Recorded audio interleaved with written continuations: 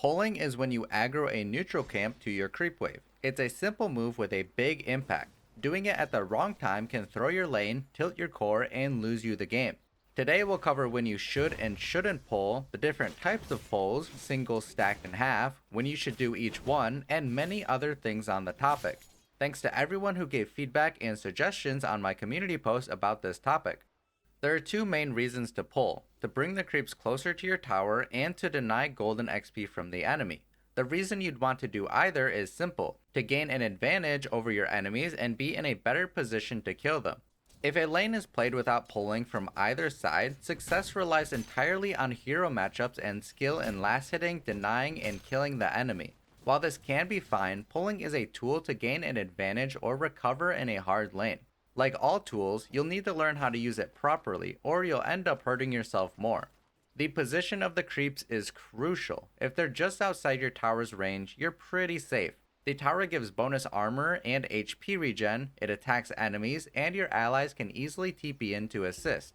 If the creeps are in the middle of the lane, near the Lotus pool, it's more dangerous. There are more areas to be ganked from, and you have further to run to safety. Near the enemy tower is very risky for the same reasons. This applies to enemies too, just flipped. Pulling helps reset the lane position, making aggressive plays easier and keeps you safe. The other benefit of pulling is denying gold and XP from your enemies. This gives you an advantage and allows you to hit key timings before them. Pulling is all about putting yourself in a better position and making the enemy scared to play the lane normally. Now, does this mean you should sit at your small camp and pull every chance you get? No, not at all, unless you want to get reported. The timing of pulls is very important, so when is the best time to pull? The clear answer is if the lane is pushed far up, so you can avoid playing in a dangerous part of the lane. As a general rule, you want to look to pull when the creeps are somewhere on the further side of the middle of the lane, although it depends on some factors that we'll go over later. You should not pull if your carry is easily threatened if you walk away, or if the lane is already in a safe spot close to your tower. In these cases, you should focus on playing the lane, helping to secure last hits on range creeps, denies, and tanking damage for your carry. Let's look at examples from pro support players to understand why they pull when they do. This first example covers half pulls, whether to stay with your pull or your carry, and other tips. This is from Game 3 of the Riyadh Masters 2024 Grand Finals between Game & Gladiators and Team Liquid. Liquid fans, don't Google the final score. The lane matchup is Darkseer Weaver against SF Clockwork. At 140, Boxy does a single pull on the small camp. The creep wave is already in a safe spot near their tower, so why pull now? Dire has more creeps than Radiant, so the lane is about to push toward Darkseer. Boxy attempts a half pull but only grabs the range creep, which is still good. The decision for a half pull is because this kobold camp is pretty weak. A full creep wave usually clears this camp without losing any creeps, so pulling the whole wave here wouldn't deny any gold or XP, but a half pull has a better chance to. And it'll still help in getting the lane back some. After pulling, Boxy moves to protect SF in lane instead of staying with the pull. The lane is now in a dangerous area, and Weaver just reached level 2 and has the swarm for more kill potential. Protecting SF is more important than getting last hits on the pull. Once the lane creeps separate and SF is safe, Boxy returns to deny the range creep. Notice what Weaver does here, a potential mistake that leads to SF and Clockwork killing Darkseer later.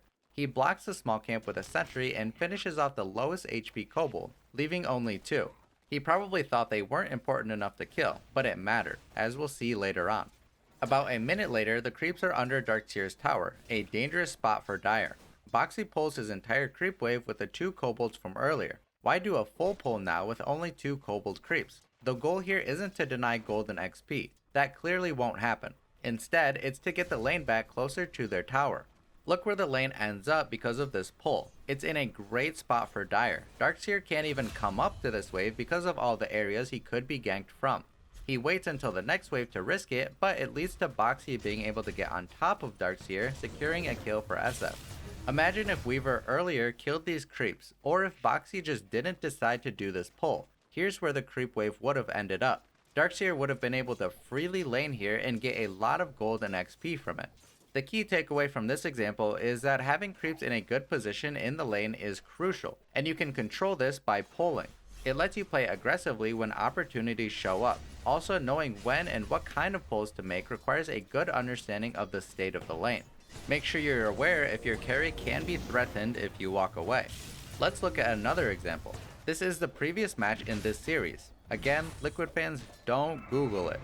The lane is Monkey King ET against Broodmother Invoker. You'll see some of the same pulling decisions that Boxy made earlier, but this time it's Insania. He spends most of his time harassing the enemies, creating space for his carry to farm. Playing aggressively like this usually pushes the lane, since the enemy creeps aggro and attack you instead of your creeps. At 120, Insania moves back to do a single pull. He intentionally misses the range creep, increasing the chance of his melee creeps dying. ET leaves the pull to help Monkey King in the lane, just like Boxy did. All lane creeps die, leaving 2 neutral creeps alive. This pull was a huge success. All melee creeps were killed by the neutral camp, and he continued contesting the enemies and keeping his carry safe. The lane is now in a great spot, and they have a level advantage, allowing them to dominate the rest of the lane. Although they couldn't secure kills due to Invoker's tornado, they came very close multiple times. In these examples, pros pull a single camp rather than stacking and pulling, and this is common in most replays I've watched. But why? The main reason is time. Standing around to stack, then waiting to pull leaves your carry solo in the lane for 30 to 40 seconds. That's a huge opportunity for the enemy to zone them out or kill them. Stacking and pulling can work if done quickly and effortlessly. For example, if you find yourself moving around the small camp at the stack time. However, it's risky because the enemy offlaner can often contest and clear the stack easily. Stacking and pulling can be beneficial, just make sure your lane partner is on the same page and you're not missing chances to play aggressively in lane. Let's talk about half pulls, or partial pulls. A half pull in many ways is the better and quicker version of stacking and pulling. You don't have to stack first, and it still ensures you'll deny gold and XP from the enemy. It's useful if the small camp you have to work with isn't too strong.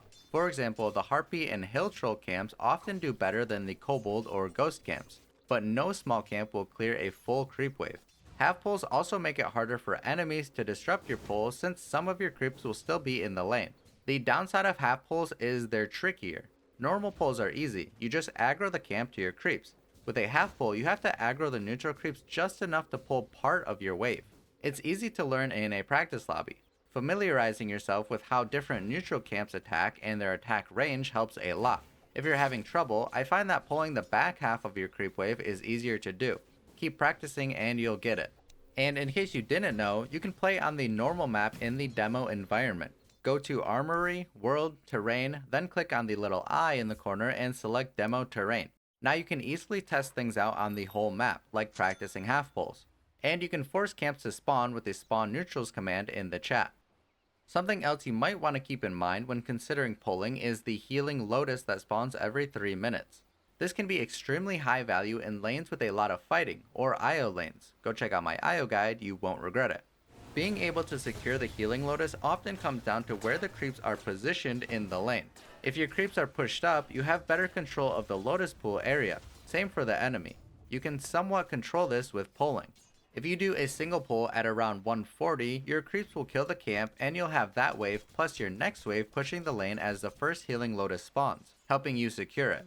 If you pull at a later time, your creeps will be far back, making you lose control of the Lotus pool area. Just something to keep in mind. Now let's talk about this darn large camp. You can use it to pull, but the enemy can as well, often as a counter to a small camp pull. Usually you'll only want to pull with the large camp when the creeps are very far up the lane, near the enemy's tower. This way you can stay near your core to protect them and you don't have to move too far away to pull and reset the lane.